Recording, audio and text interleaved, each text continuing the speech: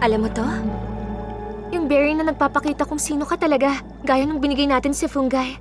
Tama ka. Alam kong hindi pa rin nagbabago kung sino ka mula nung magkakilala tayo hanggang ngayon. Kahit iba na ang itsura mo. At kung tama ako, kung ganun, dapat ipabalik ako ng berry na to sa totoong sarili mo. Paano kung wala talagang pakpakang tunay na ako? Sobrang hirap bang tanggapin yon? Ikaw pa rin naman yan. Matalino, matapang at lahat ng bagay kung bakit ka espesyal. Tama ka. Ako pa rin naman to kaya alam kong matatanggap ko anuman ang kalabasan nito. Ano sa tingin mo, Bibble? Handa ka na?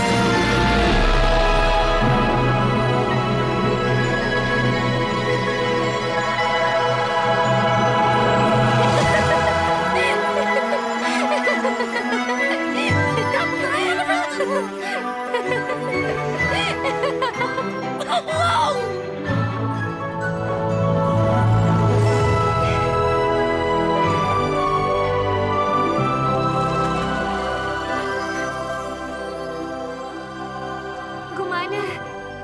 May pakpak na ako ulit! At ang ganda nila. Salamat. Mukhang maayos at maganda naman ang kinalabasan ng lahat.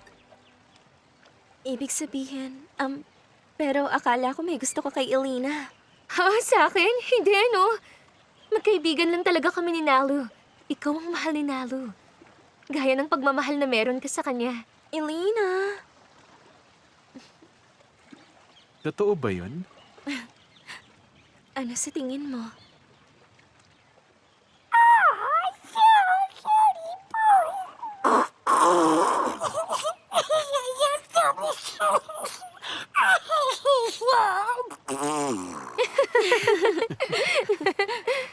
May isa pang bagay na lalong magpapaganda sa araw na ito.